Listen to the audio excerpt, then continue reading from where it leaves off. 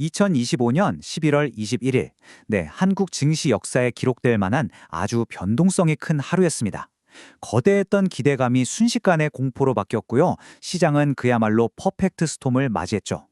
대체 그날 무슨 일이 있었던 걸까요?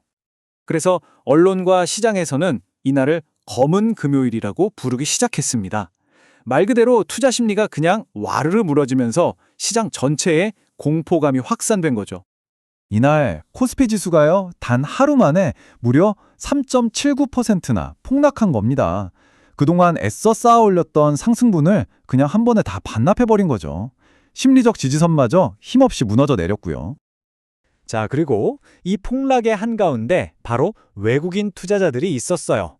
이 사람들이 하루 만에 내답한 금액이 2조 8,200억 원. 이건 정말 역대급 매도 폭탄이었습니다. 자, 그럼 이 퍼펙트 스톰의 조각들을 하나씩 한번 맞춰볼까요? 오늘은 이렇게 한번 살펴볼게요. 먼저 검은 금요일에 무슨 일이 있었는지, 그리고 이 글로벌 AI 시장의 좀 이상한 역설, 이걸 한번 보고요. 연준의 경고가 어떻게 외국인 패닉으로 이어졌는지, 또 어떤 섹터들이 박살났는지, 그럼에도 살아남은 곳은 어딘지, 그리고 마지막으로 앞으로 우리가 뭘 봐야 할지 차근차근 짚어보겠습니다. 네, 그러니까 이번 하락은 그냥 단순한 조정 수준이 아니었던 거예요.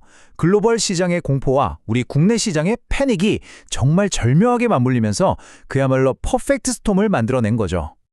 이 모든 일들이요, 진짜 불과 몇 시간 만에 벌어진 일입니다.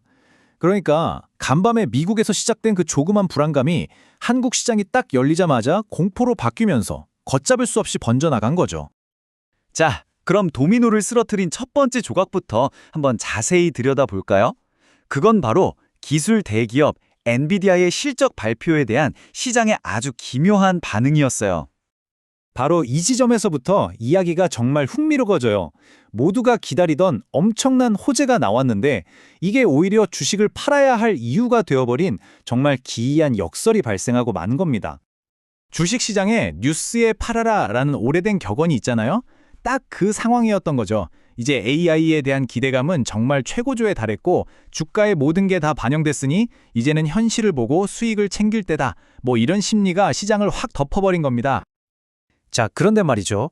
글로벌 시장에서 생긴 이 조그만 균열이 한국 시장에서는 그야말로 거대한 지진을 일으키는 방화쇠가 됐습니다. 여기에 불을 확 지핀 건 바로 미국 중앙은행 최고위 인사의 발언이었어요. 이 직접적인 경고는 시장이 너무 과열됐다는 중앙은행의 불편한 심기를 드러내면서 투자자들을 그야말로 그냥 꽁꽁 얼어붙게 만들어버렸죠. 근데 설상가상으로 원달러 환율이 급증하면서 1,475원을 넘어섰습니다.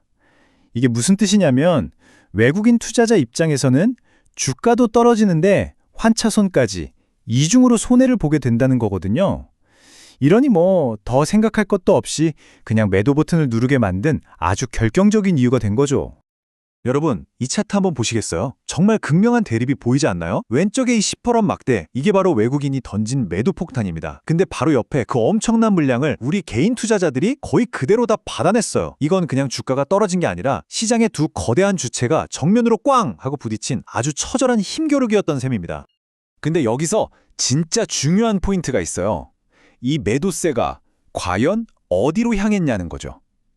이건 그냥 아무데나 던지는 무차별 폭격이 아니었어요. 오히려 시장의 심장부를 정확히 노린 아주 정밀한 타격에 가까웠습니다. 보세요. 대표적인 AI 메모리 반도체 기업이죠. SK하이닉스가 정말 직격탄을 맞았습니다. 엔비디아발 후폭풍에 외국인 매도 폭탄이 집중되면서 무려 8% 넘게 폭락해버렸어요. 우리 시장의 절대 강자 삼성전자도 예외는 아니었죠. 5.77%나 하락하면서 당시 시장의 공포가 어느 정도였는지 정말 제대로 보여줬습니다. 그리고 이 충격은 여기서 끝나지 않았어요. 반도체, 2차 전지, 로봇, AI 소프트웨어. 그러니까 그동안 한국 증시를 이끌어왔던 가장 뜨거웠던 성장주들이라고 할 수 있는 이 섹터들 전체로 그냥 불길이 번져나간 겁니다. 하지만요, 이렇게 모든 게 무너져 내리는 것 같은 폭풍 속에서도 신기하게 살아남는 것들이 있기 마련이죠. 일종의 피난처랄까요? 과연 어디였을까요? 네, 시장 전체가 이런 대학살을 겪는 와중에도 정말 극명한 대조를 이루면서 몇몇 틈새 분야들은 오히려 반짝반짝 빛을 냈습니다. 왜 그랬을까요? 이 기업들은 시장 전체의 흐름과는 전혀 상관없는 자신들만의 아주 강력한 스토리를 가지고 있었기 때문이에요. 예를 들어 코오롱티슈진이나 파미셀 같은 바이오주는 시장이 아무리 무서워도 우리약이 조과가 있다는 이런 임상 결과 같은 강력한 호재 앞에서는 장사가 없는 거죠.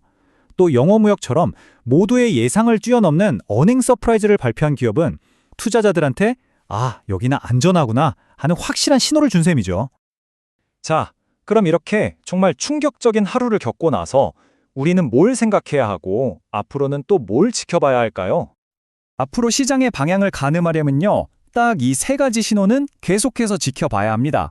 첫째, 외국인들이 계속 팔 건지 아니면 좀 진정될 건지. 둘째, 미친 듯이 올랐던 환율이 다시 좀 안정을 찾는지. 그리고 마지막으로 미국에서 나올 경제 지표들이 시장을 안심시킬지 아니면 더 불안하게 만들지. 바로 이 세 가지가 관건입니다. 결국 이날의 사건은 우리 모두에게 아주 근본적인 질문 하나를 던지고 있습니다.